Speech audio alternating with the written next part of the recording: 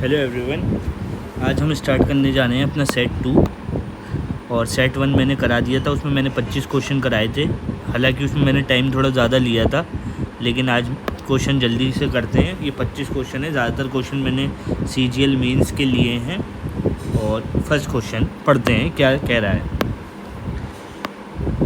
कोई सम ट्रिपल हो जाता है इटसेल्फ 9 साल में सिंपल इंटरेस्ट पे, find the rate of interest. बहुत इजी क्वेश्चन है। मान लिया आपके पास कुछ सम है P, वो ट्रिपल हो रहा है यानी कि 3P हो रहा है, यानी कि 100 की चीज़ जो है वो 300 की हो रही है। तो 200 रुपये बढ़ रहे हैं, 200 रुपये इंटरेस्ट बढ़ रहा है। तो 200 रुपये कितने साल में बढ़ रहे हैं? 9 साल में बढ़ रहे हैं। तो 2/9 कितना होता है? इंटू 100। 1/9 किसके बराबर होता है? 11। 1/9%। 2/9 किसके बराबर होता है? 22।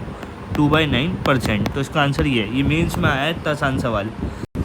सेकंड क्वेश्चन पे बढ़ते हैं। ये सर्टेन इंडाइसेस का सवाल है। ये दे रखा है x, इसकी वैल्यू, इसकी सिंप्लीफाइड वैल्यू निकालनी है। तो ये जो अंदर लिखा हुआ है ना, तो मैं इसको पहले सिंप्लीफाई करने की कोशिश करता हूँ।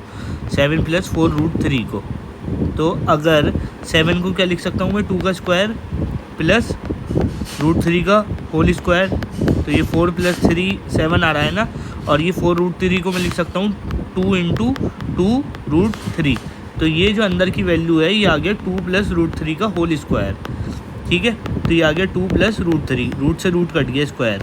तो ये अंदर की जो वैल्यू है, ये पूरी वैल्यू जो है 2√3 के बराबर है। यानी कि x जो है वो माइनस का √3 प्लस का 3 + 8 2√3 है। ठीक है, कुछ नहीं करना, बस इसे मल्टीप्लाई कर लो अंदर। माइनस का √3, ये हो गया 3 + 16 प्लस का 8√3। तो ये हो गया माइनस का √3, ये हो गया 19 + 8√3। अब जैसे इसको सिंप्लीफाई करा है, ऐसी ये जो अंदर है इसको सिंप्लीफाई कर लो। तो 19 कैसे आया? 4 का स्क्वायर प्लस √3 का होल स्क्वायर। और ये हो गया 2 × 4√3। तो ये क्या बचा? ये बचा 4 + √3 का होल स्क्वायर। तो रूट से रूट तो कट ही जाएगा। तो माइनस का √3 + 4 + √3। तो √3 से √3 कट गया। √4 की वैल्यू क्या होती है? 2। इसका आंसर आ गया 2। ठीक है, थर्ड क्वेश्चन पे चलते हैं। 2 कैंडिडेट्स हैं, उनके बीच में इलेक्शन हुआ। 80% वोटर्स ने अपना वोट डाला, जिसमें से 5% वोट जो हैं वो इनवैलिड हैं। जो जीता कैंडिडेट उसको 70% मिले वैलिड वोट के, और वो 36,480 वोटों से जीता। तो बताओ कितने नंबर वोटर थे? इसका एक सिंपल फार्मूला होता है। फार्मूला तो नहीं, कंसेप्ट होता है कि अगर हमें नंबर ऑफ़ वोटर निकालने होते हैं तो मैंने n मान लेते हैं, तो डायरेक्ट सिंगल लाइन से आंसर आ जाता है। मैंने माना n वोटर्स थे, 80% वोट डले, तो 4/5। 5% वोट इनवैलिड थे, यानी कि 95% वैलिड थे, तो ये बचा 19/20। साथ ही साथ 70% वोट विनिंग कैंडिडेट को मिले हैं। टोटल 100% होते हैं, 70% मिले हैं, यानी कि बचे हुए कितने हैं? 30%। तो इनका डिफरेंस कितना हुआ? 40%। तो ये 40% ये आ गया 40/100। ये किसके बराबर है? 36,480 के। ठीक है, अभी काट पीट लो। 40 से ये काट दिया मैंने, 9 1 2 912। तो ये आ गया 912। ये आ गया n × 4/5 × 19/20 1/100 बराबर 912। अब मैं अगर इसको 4 से काट दूँ तो ये बचेगा 2 2 8। 19 से काटूँगा 1 2। तो ये आ गया 2000 और 5 10,000 10,000 × 12, ये आ गया 1,20,000। तो नंबर ऑफ़ वोटर्स जो हैं वो 1,20,000 हैं। ठीक है, आई hope you have get the point. चौथे क्वेश्चन पे चलते हैं। प्रॉफिट एंड लॉस का है। एक आर्टिकल को 25% लॉस पे बेचा जाता है, यानी कि CPA या SPA। अगर 100 का सामान है, 25% की लॉस पे 75 पे बेचा। अब ये कह रहे हैं अगर कॉस्ट प्राइस डबल हो जाए, यानी कि 2 गुना कर दो 200, और सेलिंग प्राइस इंक्रीज़ हो जाए 660 से, तो प्रॉफिट होता है 20% का। एक बार बताओ, कॉस्ट प्राइस अगर डबल हो गया, अब मुझे इस पर 20% का प्रॉफिट चाहिए, तो 200 का 20% कितना होता है? 40। तो 240। 75 से चीज़ कितनी बड़ी? 75 से 240 चीज़ हो गई, यानी कि कितनी बड़ी? तो 240 - 75, यानी कि 165 बड़ी। ठीक है, 165। लेकिन रियल में कितनी बड़ी है? रियल में बड़ी है 660। ये है पूरा 4 गुना। हमसे कॉस्ट प्राइस पूछा है। कॉस्ट प्राइस कितना? 100। 100 की वैल्यू भी 4 गुना होगी 400 रुपये। ठीक है, ये भी मेंस में आया है। 5th क्वेश्चन पे देखते हैं। Radius base right circular cylinder की जो है वो 20% बढ़ जाती है और हाइट जो है वो डिक्रीज़ हो जाती है 30% से। What is the percentage increase और डिक्रीज़ इन द वॉल्यूम। मुझे पता है जो सिलेंडर होता है, वॉल्यूम ऑफ सिलेंडर वो डिपेंड करता है आर स्क्वायर और एच पे, यानी कि यहाँ पर आर जो है वो 2 बार हो रहा है स्क्वायर, तो सक्सेसिव लगेगा। तो मैंने ये मान लिया, यहाँ लिख दिया मैंने आर और ये लिख दिया एच। अगर कोई चीज़ 20% इंक्रीज़ हो रही है यानी कि 1/5, तो 5 से 6 हो रही है, ये भी 5 से 6 हो रही है। और 30% डिक्रीज़ हो रही है यानी कि 3 माइनस का 3/10 यानी कि 10 से 7 हो रही है। कुछ नहीं, डायरेक्ट मल्टीप्लाई होगी। ये आ गया 250, यह आ गया 42, 42 छक्का 252, यानी कि 2 का गेन हो रहा है 250 पे इंटू 100, तो ये आ गया 2, 5, तो 4/5, तो 0.8% का इंक्रीज़ हुआ। तो इसका आंसर आ गया ये। नेक्स्ट क्वेश्चन, मीन प्रोपोर्शनल निकालना है 3 + √5 का और 15 + √25 का। मीन प्रोपोर्शन का फॉर्मूला आप सबको पता है, A × B होता है रूट में। तो पहले ये तो इसको तो ज़्यादा हम छेड़ नहीं सकते, इसको हम सही थोड़ा वो कर लेते हैं। ठीक, अगर ये 15 + √125 है तो मैं इसको 25 × 5 लिख सकता हूँ। तो ये आ गया 15, तो 25 का 5 तो बाहर आ गया, 5 √5, इसको मैंने ऐसे लिख लिया। ठीक है, अब आ जाओ अंदर, 3 + √5 और ये आ गया √15 + 5 √5। अगर मैं इसमें से 3 + √5 इसमें से मैं 5 कॉमन ले लूँ तो बचेगा 3 + √5। अब आप देख रहे हो ये दोनों सेम हो गए, तो ये हो गया 3 + √5 का होल स्क्वायर इंटू 5, तो ये आ गया 3 + √5 इंटू √5, तो ये आ गया 3 √5 प्लस का 5। आंसर कहाँ है, ये आ गया। 7वां क्वेश्चन की तरफ चलते हैं। एलिगेशन का है, आसान है बहुत ज़्यादा। हमसे पूछा कितने किलोग्राम चावल जो कि 60 रुपये पर केजी के हैं उसको मैं 24 रुपये वाले राइस के साथ मिक्स करूं जो कि 42 रुपये पर केजी है, ताकि 12% का मुझे गेन मिले जो जब मैं मिक्सचर को सेल करता हूं 56 रुपये पे। तो ये तो ऑलरेडी हमें सेलिंग प्राइस गिवन है, तो इसका पहले हम CP निकाल लेते हैं मिक्सचर का। 12% की वैल्यू कितनी होती है, 3/25, यानी कि अगर कोई चीज़ 25 की है तो उसे हमने 28 में बेचा। तो अगर CP मुझे निकालना है तो CP हो गया इसका 56 × 25/28, तो ये 2 टाइम कट गया, यानी कि CP आ गया इसका 50 रुपये पर केजी। ठीक है, अब ये जो 50 रुपये पर केजी आया इस पर एलिगेशन लगा दो। हमारे पास है 60 रुपये पर केजी, हमारे पास है 42 रुपये और ये आ गया हमारे पास 50 रुपये। अगर इस पर एलिगेशन लगेगा बचेगा 10, ये बचेगा 8, तो क्या बचा 4:5। यहाँ हमें पता है जो 5 की वैल्यू है वो ऑलरेडी गिवन है, कितनी दे रखी ये देखो 24, ये कितना हो रहा 5 पंजे 25, यानी 5 से कम 4.8। ठीक है, और यहाँ पर भी 4 की वैल्यू क्या होगी 4.8 ही होगी, तो ये हो गया 4 × 16 और ये 19.2 kg इसका आंसर आएगा। अब चलते हैं हम 8वें क्वेश्चन पे। एवरेज वेट कुछ बच्चों का 58.4 kg था, जब 5 बच्चे आए तो उनका एवरेज वेट इतना हो गया। तो जो एवरेज वेट है सारे स्टूडेंट का क्लास में वो 0.55 बढ़ गया इन 5 बच्चों की आने की वजह से। तो ये बताओ क्लास में इनिशियली कितने बच्चे थे। इनिशियली, ये यहाँ पर इम्पोर्टेंट चीज़ है, इनिशियली पूछा है, इसको वो मत कर देना इनिशियली। तो इसमें हम इसका बेसिक मेथड थोड़ा सा लेंदी और कैलकुलेटिव है, हम इसमें डेविएशन लगा लेते हैं। पहले एवरेज वेट कितना था 58.5 kg। अब जो 5 बच्चे आए, 5 बच्चे आ गए, इनकी वजह से एवरेज वेट कितना हो गया 62.8 kg। तो भाई 58.4 था 62.8 हो गया, तो कितना बढ़ा 4.4 बढ़ गया, 4.4 का इंक्रीज़ आ गया। तो इसकी वजह से टोटल डेविएशन कितना हुआ, टोटल डेविएशन 4.4 × 5 यानी कि 20 और 2 22, यानी कि 22 बढ़ गया। अब कितने स्टूडेंट हुए, इनके 22 बढ़ने की वजह से ये 5 बच्चे आए तभी तो 22 वेट बढ़ा है, तो 22 डिवाइडेड बाय 0.55, तो इसको मैं कट करूँगा तो ये आ गया 11 1, तो बचेगा 40। अब इसमें 40 आंसर मत लगा देना, आंसर गलत हो जाएगा। इन्होंने हमसे पूछा है इनिशियली बच्चे कितने थे, तो इनिशियली तो बच्चे 40 - 5 होंगे ना, क्योंकि 5 बच्चे तो बाद में आए, तो इसका आंसर होगा 35। ठीक है, सिर्फ डेविएशन लगना था और उससे हमें आंसर निकालना था। अलॉय और मिक्सचर का एक क्वेश्चन और ये डाला है। एक क्वेश्चन देखते हैं क्या लिखा। एक अलॉय है जो कि X और Y है, अलॉय A, और एक दे रखा अलॉय B। इसमें मेटल हैं X और Y जो कि 5:2 में है, और ये मेटल दूसरे वाले में 3:4 में है। एक अलॉय C हमें बनाना है A और B को मिक्स करके 4:5 में।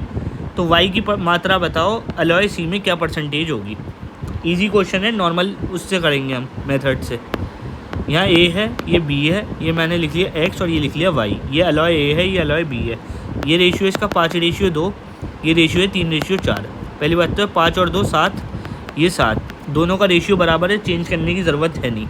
अब ये वाला जो अलॉय है इसको हमें 4 में मिक्स करना है, इसको हमें 5 में मिक्स करना है। ठीक है, तो 4 पंजे 20 और 15, 3 पंजे 15, तो ये हो गया 20 और ये हो गया 15। ये A और B है, सिर्फ मल्टीप्लाई कर रहा हूँ मैं। ये आ गया 8 और ये आ गया 20।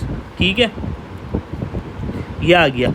ये 4 और रेशियो 5 के रेशियो में मैंने इसको मिक्स कर दिया है। अब हमसे क्या पूछा है, Y की मात्रा बतानी है मुझे, percentage of Y in C। Y है क्या, Y है ये वाला पार्ट, ये वाला पार्ट है Y। तो Y की टोटल वैल्यू कितनी, 28, और टोटल पूरा क्या है यहाँ पर 35 और 28 कितने हुए 63 इंटू 100। तो 2800 की वो निकालनी है डिवाइडेड बाय 63। तो 63 चौका कितना होता है 12 का 1 25 252, यानी कि 4 टाइम्स जाएगा। तो इसका आंसर ना ये है ना ये ना ये। तो 44/4/9%। यहाँ तक आई होप आपको 9 क्वेश्चन समझ। क्वेश्चन नंबर 10 पे चलते हैं। A sum lent out at simple interest amount to 6076 रुपये इन 1 ईयर एंड 7504 रुपये in 4 year. The sum and the rate of interest per annum are respectively. अच्छा, नॉर्मल इजी क्वेश्चन ही है। एक सम है जो कि अमाउंट हो जाता है एक साल में 6076 रुपये एक साल में, साथ ही साथ 7504 रुपये हो जाता है 4 साल में, 4 ईयर में। अच्छा, 1 साल और 4 साल के बीच में गैप कितना है, 3 साल का। तो 7500 रुपये और 6076 रुपये का डिफरेंस क्या होगा, 4 9 14, ये हो गया 8 2 4 1। ये हो गया आपका डिफरेंस, 1428 का डिफरेंस आ रहा है। लेकिन ये 3 साल का है, 1 साल का हमें बताना है। तो 1 साल का कितना हुआ, 4 7 6, तो 476 रुपये का ब्याज हो गया 1 साल का, 1 साल का। ठीक है, अगर ये 476 रुपये ये तो ब्याज है और ये अमाउंट है, तो इससे मैं प्रिंसिपल निकाल सकता हूँ। प्रिंसिपल होता है अमाउंट माइनस SI। तो 6076 में से अगर मैं 476 रुपये हटा दूँ तो कितना बचा, 5600 रुपये। तो ये तो प्रिंसिपल आ गया। इसका मतलब आंसर ना तो ये है ना ये है, इन दोनों में से आंसर है। अच्छा, मेरे पास 476 रुपये का ब्याज है 5600 पे, तो इस पर रेट कितना हुआ, रेट परसेंट, ये 2 से 2 ज़ीरो कट गया। ये काट लो आप किससे, ये हो गया 2 8, ये आ गया 2 3 8, ये हो गया 1 4, ये हो गया 1 1 9। तो R की वैल्यू जो आ रही है 114/119, यानी कि 8 टाइम जाएगा, 9 टाइम नहीं जाएगा। तो 8.5% रेट की वैल्यू आ गई। 11वें क्वेश्चन पे चलते हैं। एक चोर ने ज्वेलरी चोरी करी एक शॉप पे से 8:15 बजे। ठीक है, तो 8:15 बजे उसने चोरी करी और वो बाइक पे निकल गया 60 की स्पीड पे। पुलिस को खबर मिली 8:30 बजे। अगर पुलिस को चोर को पकड़ना 9 बजे तक, यानी कि आधे घंटे के अंदर, आधे घंटे में, तो पुलिस की जीप की क्या मिनिमम स्पीड होनी चाहिए कि वो उसको पकड़ ले। बहुत ही नॉर्मल सा सवाल है। मुझे एक बात बताओ, 8:15 बजे चोरी हुई 8:30 बजे पुलिस वालों को पता चला, यानी कि पुलिस वालों को 15 मिनट बाद में पता चला। तो पहले मैं 15 मिनट का डिस्टेंस तो निकाल लूँ कि चोर कितना चला। तो जितना डिस्टेंस चोर चला है 15 मिनट में, मैं वो निकाल लेता हूँ 15 मिनट वाला। तो 15 डिवाइडेड बाय 60 इंटू 60, तो ये हो गया 15 किलोमीटर। ठीक है, यानी कि पुलिस जो है वो चोर जो है वो 15 किलोमीटर चला गया। अच्छा, अब टाइम क्या है पकड़ने का? टाइम टू कैच वो है आधे घंटे का। आधे घंटे में पुलिस को पकड़ना है चोर को, यानी कि 9 बजे। तो पुलिस वाले की, ये पुलिस वाला है, ये चोर है, ये चोर इस तरफ जा रहा है, पुलिस वाला इस तरफ जा रहा है। पुलिस की स्पीड मैंने मान ली जीप की x है और ये जा रहा है 60 की स्पीड की। तो इन दोनों की रिलेटिव स्पीड कितनी हो जाएगी? x - 60 हो जाएगी ना, दोनों सेम डायरेक्शन में भाग रहे हैं। तो x - 60 into 1/2 is equal to 15। तो ये हो गया x - 60 30, तो x की वैल्यू आ गई 90 किलोमीटर पर आवर। यानी कि पुलिस वाले की जो जीप है, पुलिस वाले को 90 की स्पीड से चलना होगा ताकि वो चोर को पकड़ पाए। यहाँ कुछ चेंज करने की ज़रूरत नहीं है, ये भी आर में है, ये भी किलोमीटर में है, तो कुछ चेंज नहीं होगा, बस ये लाइन मेन है, ये पता होनी चाहिए। आइए नेक्स्ट क्वेश्चन पे चलते हैं। एक सॉलिड मेटेलिक क्यूबॉइड के डायमेंशन दे रखे हैं 12 सेंटीमीटर, 54 और 72। इसको मेल्ट किया जाता और कन्वर्ट किया जाता 8 क्यूब जो कि सेम साइज़ के हैं। हमसे सम पूछा लेटरल सरफेस एरिया का 2 क्यूब का। अच्छा, अगर एक मेटेलिक क्यूबॉइड है, इसके डायमेंशन ये दे रखे हैं, तो हम इसकी वॉल्यूम निकाल सकते हैं 12 इंटू 54 इंटू 72।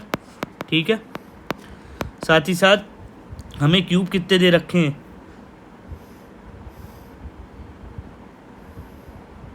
क्यूब हमें दे रखे हैं 8, तो 8 क्यूब। तो यहाँ वॉल्यूम दोनों की बराबर हो जाएगी या नहीं हो जाएगी?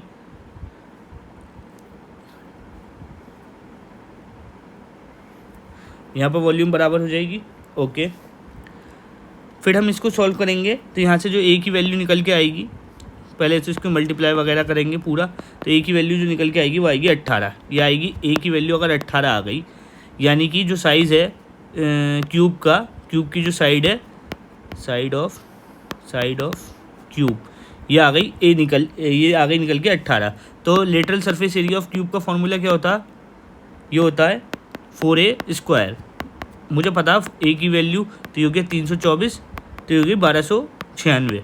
हमसे 2 क्यूब का पूछा है, ये तो 1 क्यूब का, तो 2 इंटू 1296। तो यहाँ यूनिट डिजिट मैच कर लेंगे, तो सबके अलग अलग हैं, ये आ रहा 2, तो बस यही आंसर 2592। बहुत इजी क्वेश्चन था। अभी रो कर सकता है अप स्ट्रीम डिस्टेंस 28 किलोमीटर 4 घंटे में, और ड्रॉ कर सकता है डाउन स्ट्रीम 50 किलोमीटर 2 घंटे में।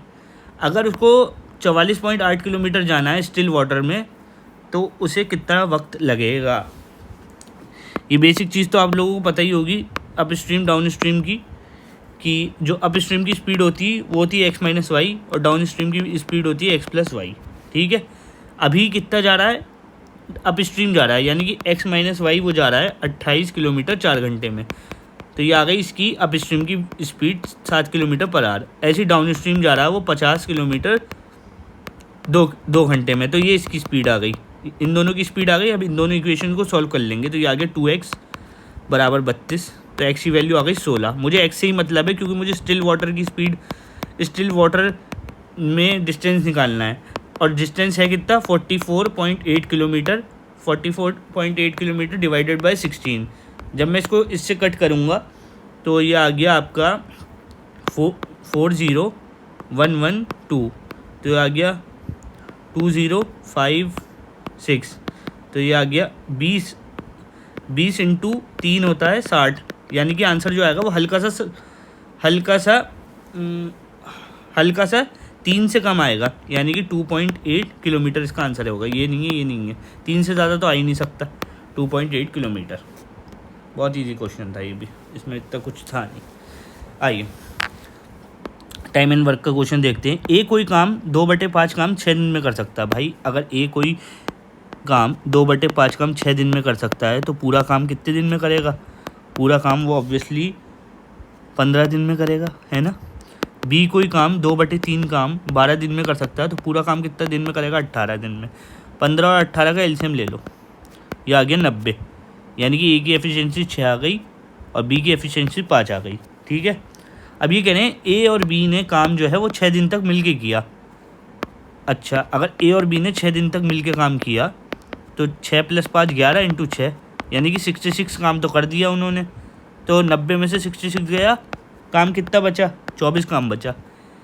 अब ये कह रहे हैं C alone complete the remaining work in 8 days. अगर ये बचा हुआ काम सी अकेला कर रहा है, ये बचा हुआ काम सी अकेला कर रहा है, यानी कि सी 24 काम जो है वो 8 दिन में कर रहा है, तो ये आ गया 3। ये 3 हो गई एफिशिएंसी सी की। तो ये कह रहे हैं ए और सी मिलकर कितना काम करेंगे पूरा। तो ए और सी, ए की एफिशिएंसी क्या है? 6, सी की 3 है, तो यानी कि 9 एफिशिएंसी है। और पूरा काम कितना है?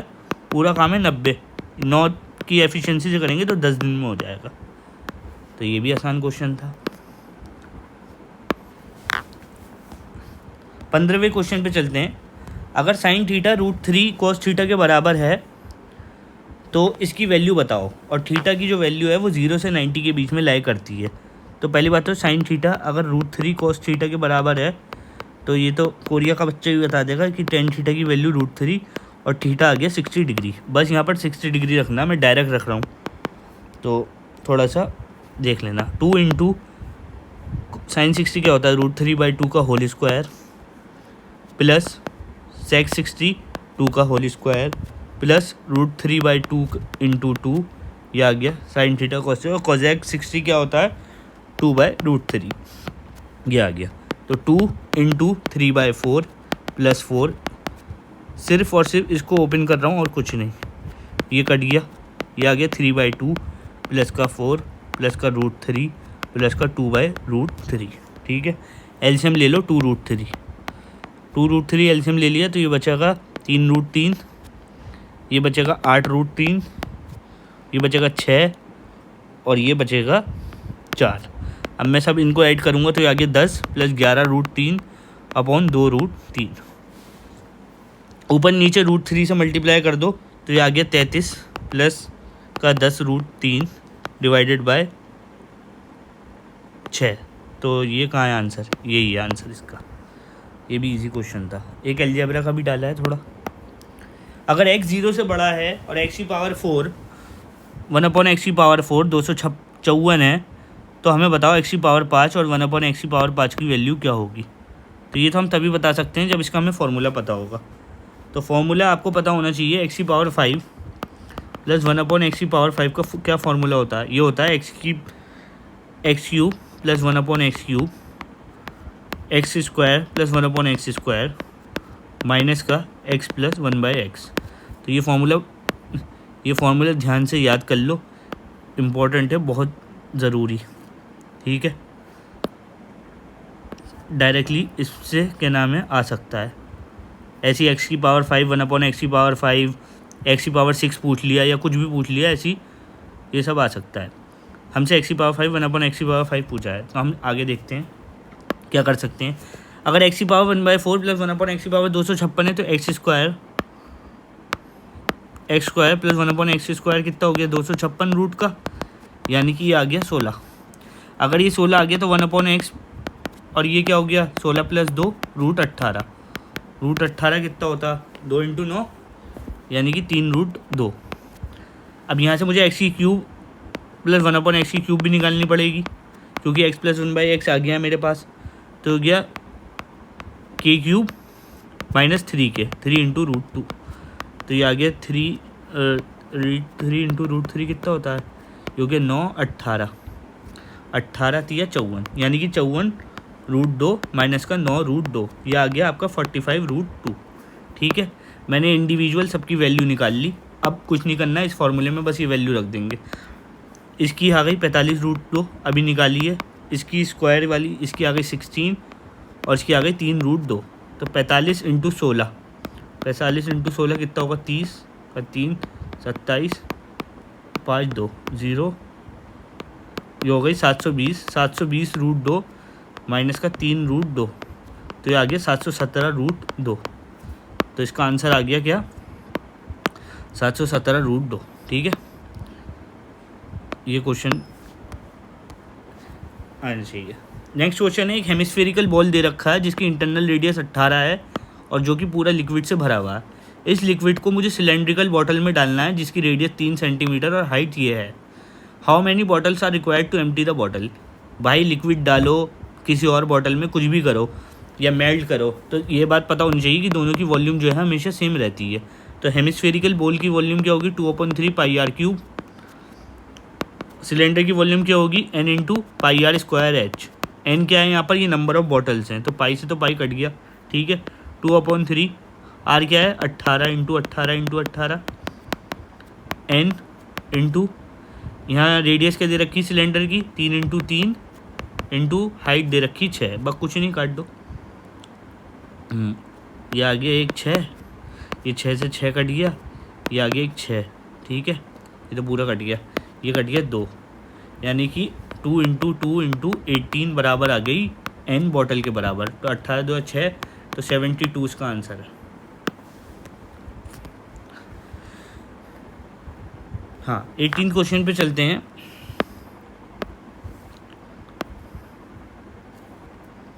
अरे क्या बन गया,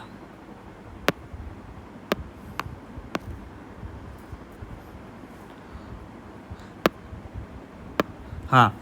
the sides of the triangle P Q R, ये ट्रायंगल है पी क्यू आर, इसकी साइड्स को प्रोड्यूस किया जाता है एस और टी पे।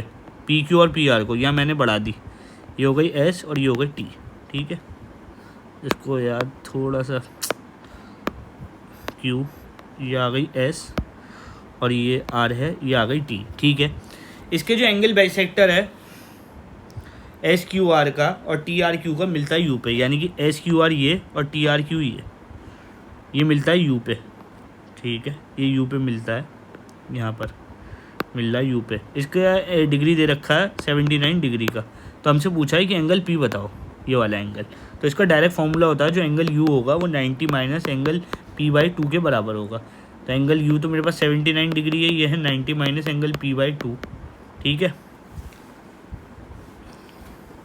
तो एंगल p/2 जो है वो 11 डिग्री बराबर आ जाएगा, तो एंगल p आ गया 22 डिग्री। अब क्वेश्चन नंबर 19 देखेंगे, ट्रेन का है।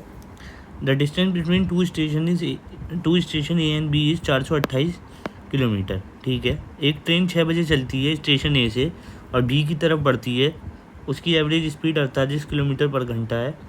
दूसरी ट्रेन 6:20 पे चलती है ए की तरफ और उसकी एवरेज स्पीड 55 है। कितने बजे ये दोनों मिलेंगी। बहुत ही ज़्यादा फेमस कंसेप्ट है, तो पता होना चाहिए। मान लो ये स्टेशन ए है, ये बी है। यहाँ से ट्रेन सुबह 6 बजे चल रही है, कितनी की स्पीड से, 48 किलोमीटर पर आवर।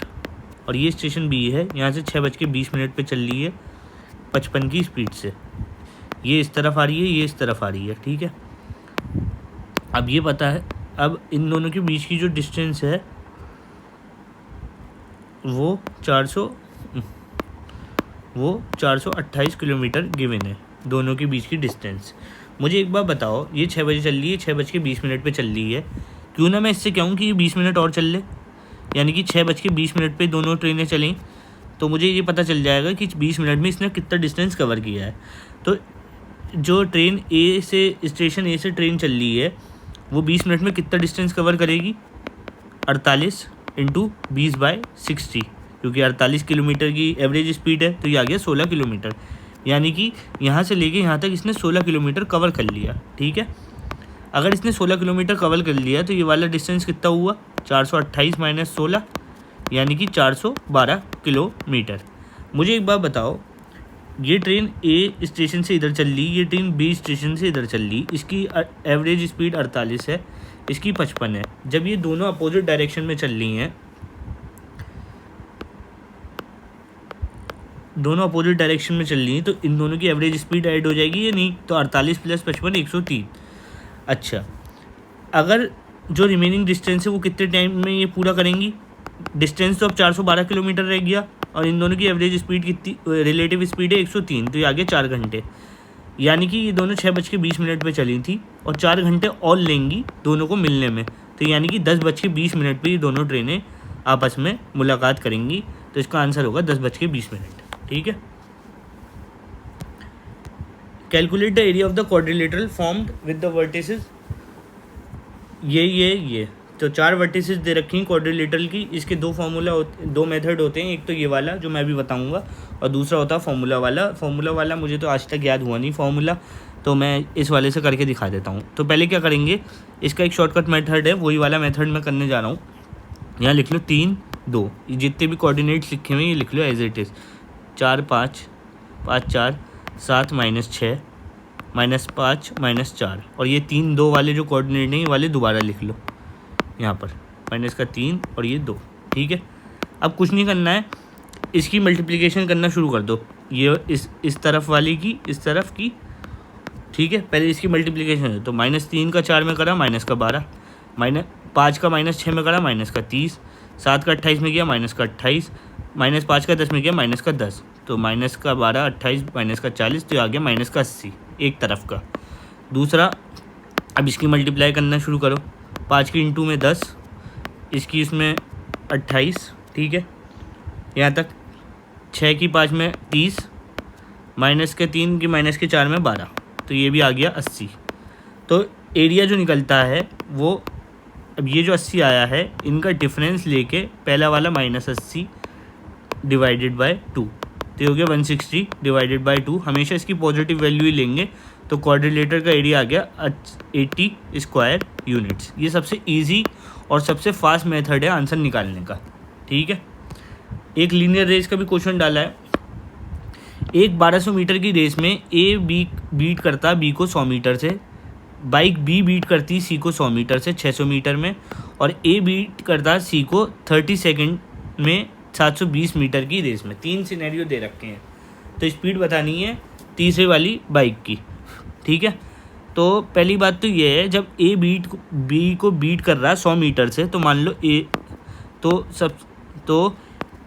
तो चल रहा है 1200 मीटर, और बी को बीट कर रहा है, तो ये कितना, ये चलेगा 1100 मीटर। यही तो क्वेश्चन में लिखा हुआ है, 100 मीटर से बीट कर रहा, तो ये आ गया 12/11। ठीक है, ऐसी बी और सी का है। बी अगर 600 मीटर चल रहा है तो उसको 100 मीटर से बीट कर रहा है, तो ये आ गया 6/5। ठीक है, इन तीनों का रेशियो बना लो, A ratio B ratio C, तो ये हो गया 12 11 6 और 5। तो नॉर्मल मेथड से यहाँ 11 लिखा हुआ, तो यहाँ पर भी 11 लिख लो, यहाँ 6 लिखा हुआ तो यहाँ पर भी 6 लिख लो। मुझे मतलब है ए और सी से, क्योंकि लास्ट लाइन में ये दे रखा है ए सी को बीट करता है 720 मीटर की रेस में 30 सेकंड में, तो मुझे बी से तो मतलब नहीं है, तो मैं बी से मतलब नहीं है, तो 12 × 6 72, ये हो गया 11 × 5 55। मैं एक 0 बढ़ा लेता हूँ। अगर ए बी को बीट कर रहा है तो 30 सेकंड के टाइम में कितना बीट करेगा, तो ये 700 मीटर की रेस ही हो गई, तो 720 - 550 कितना होता है 170 मीटर। तो ये सी की स्पीड कितनी आ गई 170 डिवाइडेड बाय 30 मीटर पर सेकंड, तो आंसर है कोई 117/3 मीटर पर सेकंड। ना ये है ना ये ना ये 3 पाइप हैं MNS, जो कि एक टैंक को फिल कर सकते हैं। MNS एक टैंक को फिल कर सकते हैं 25 मिनट 50 मिनट और 100 मिनट में।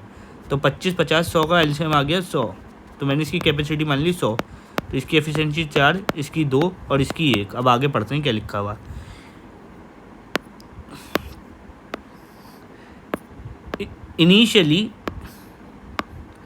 इनिशियली शुरुआत में पाइप N और S को 10 मिनट तक खोला जाता है। मान लो ये 10 मिनट है, यहाँ पर N और S को खोला गया। ठीक है, उसके बाद क्या होता है, पाइप N इज़ शट। अब N को बंद कर दिया 10 मिनट के बाद, और while pipe M is open, और M को खोल दिया 10 मिनट के बाद। ठीक है, pipe S is close 15 minute before the tank overflow, यानी कि S को मैं 15 मिनट बंद कर देता हूँ, 15 मिनट पहले बंद कर देता हूँ टंकी भरने से पहले, कि टंकी जो है ओवरफ्लो ना करे। ठीक है, तो इसमें शिफ्टिंग वाला कॉन्सेप्ट लगता है। पहले हम क्या करते हैं, N और S ने तो 10 मिनट काम किया है, तो 2 + 1 × 10 यानी कि 3 × 10, यानी कि 30 काम इन्होंने तो कर लिया। अब मुझे पता है कि पूरा काम जो है वो 100 है, 30 कंप्लीट हो गया, तो बचा हुआ काम कितना हुआ यहाँ पर बचा हुआ काम है 70 का। अब ये हमसे कह रहे हैं, अगर S की एफिशिएंसी क्या है, S की एफिशिएंसी है 1, और उसने 15 मिनट तक काम किया, तो कितना काम किया 15 यूनिट काम किया S ने। अगर मैं S को बंद करने के बजाय S को खुला रहने दूँ, तो मुझे एडिशनल कितना काम करवाना पड़ेगा S से, एस से मुझे 15 काम एडिशनल करवाना पड़ेगा, तो टोटल काम हो गया 85। अब मिलके काम किसने करा, एम और एक एस ने, तो एम और एस की एफिशिएंसी कितनी, 4 और 1 5, तो 85/5 ये कितना आ गया 13, ये आ गया 17 मिनट। हमसे ही पूछा है कि अगर इसी पैटर्न में काम होगा तो तीनों पाइप कितनी देर तक चले, तो 10 मिनट शुरू में चले, 17 मिनट अब चले, तो आंसर क्या आ गया 27 मिनट। ठीक है, बस इसमें कैच ये है कि जो हमें एस पाइप क्लोज करना था 15 मिनट पहले, हमने इसको क्लोज नहीं करवाया, हमने इसको चालू रखा। ऐसी क्या नाम है, जो टाइम एंड वर्क में डेज़ वाले क्वेश्चन होते हैं ना, कि इतने लोगों ने काम किया, एक आदमी 2 दिन पहले छोड़ के चला गया, तो उन क्वेश्चन में हम क्या करते हैं, जो छोड़ के जा रहा होता है 2 दिन पहले काम, उनको छोड़ के नहीं जाने देते, उसको रोके रखते हैं और उसे जो कैपेसिटी होती है, जो वर्क होता है, उसमें ऐड कर देते हैं।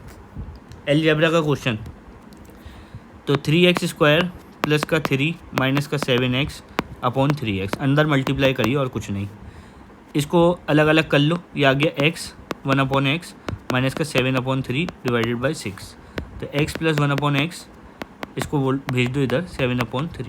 ठीक है, तो मुझे रूट बनाना, रूट x प्लस 1/√x, अगर मैं इसको इसका स्क्वायर करूँ ऐसी, तो ये आ गया x प्लस 1/x प्लस का 2, तो यहाँ पर ये चीज़ तो मेरे पास सेम है। अगर मैं दोनों तरफ 2 ऐड कर दूँ, तो ये हो गया 8 प्लस 7/3, और ये तो वही चीज़ है same, root x plus 1/√x का होल स्क्वायर, तो ये हो गया 24 और 7 31/3, तो रूट x प्लस 1/√x की वैल्यू आ गई √31/3। I hope you understand, mains में आया ये भी क्वेश्चन। हाँ भाई, CGL मेंस 2018 में ये टाइम एंड वर्क का ये सवाल भी आया है। कोई काम 40% कोई काम 12 दिन में कर सकता है। भाई एक बार बताओ, 40% की वैल्यू होती है 2/5, यानी 2/5 12 दिन में कर सकता है, तो पूरा काम कितने दिन में करेगा, 30 दिन में। ठीक है, 30 दिन में। 60% काम यानी कि 3/5 काम जो है वो 15 दिन में कर सकता है, यानी कि 5, तो पूरा काम कितने दिन में करेगा,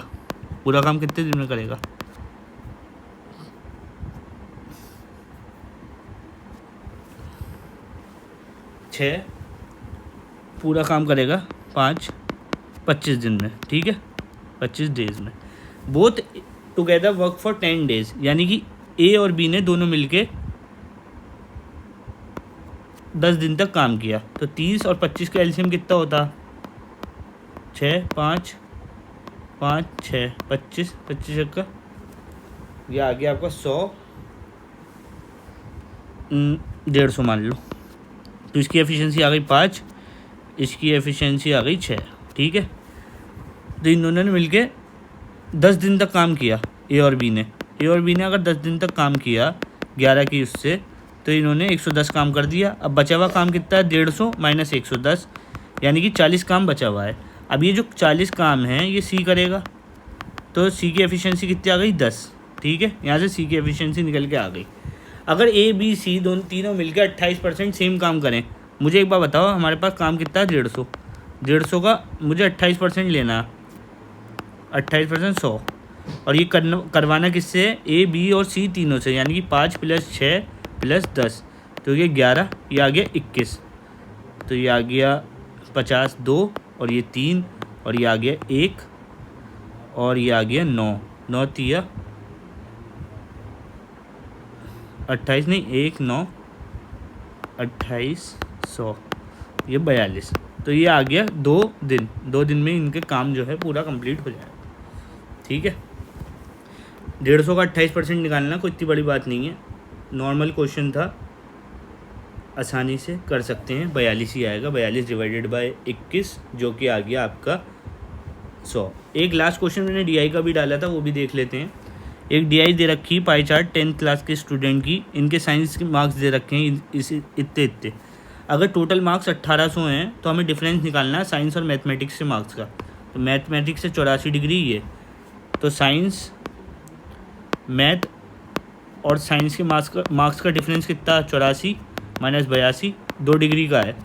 मुझे बात बताओ, 360 डिग्री का 1800 है, यानी कि पूरा 5 गुना है, यानी कि 1 डिग्री की वैल्यू 5 गुना है। मुझे 2 डिग्री की वैल्यू निकालनी है, तो 2 इंटू 5 10 मार्क्स होगा इसका आंसर। 25 के 25 क्वेश्चन कंप्लीट हो गए हैं सेट 2 के। Set 2 25 question completed. तो सेट 1 भी हो गया है, सेट 2 भी कंप्लीट हो गया। मैं 20 सेट कराऊंगा टोटल। अगर आपने पहली वीडियो नहीं देखी है सेट 1 की तो आई होप कि आप पहले फर्स्ट सेट की वीडियो देख लें और इस सेट में कैसे क्वेश्चन लगे, क्या मुझे लेवल और बढ़ाना चाहिए। हालांकि मैंने सोचा 1 to 5 तक सेट का लेवल थोड़ा आसान ही रहेगा, या 1 to 10 तक का। उसके बाद जो आखिर के 10 सेट होंगे वो थोड़े मॉडरेट लेवल के होंगे। लेकिन मैं मॉडरेट लेवल का सेट बनाने से इस वक्त थोड़ा वो हो रहा हूँ, क्योंकि सेक्शनल टाइमिंग के आने की वजह से मुझे ऐसा लगता है कि पेपर जो है आसान आएगा। और 15 मिनट में 25 क्वेश्चन करना वैसे ही बहुत मुश्किल है। तो आप सेक्शनल मॉक लगाते रहिए जो भी आपका प्लेटफॉर्म है उससे, और अपनी प्रिपरेशन को कंटिन्यू रखिए और कोशिश करिए कि सेक्शनल टाइमिंग में भी आपके ओवरऑल 140 प्लस मार्क्स तो आ ही रहे हैं, तभी कुछ हो पाएगा। और मैथ्स की ऐसी प्रैक्टिस करते रहिए, मैथ्स में ज़्यादा मत घुसिए। जो मैं सेट करा रहा हूँ वो सेट कर लिए, वो मोर देन इफ़िशिएंट है और मोर देन इनफ है। आई होप आपको ये वीडियो अच्छी लगी हो। सेकंड सेट कंप्लीट हो गया, थर्ड सेट मैं 1-2 दिन के बाद डालूँगा। तब तक के लिए गुड बाय।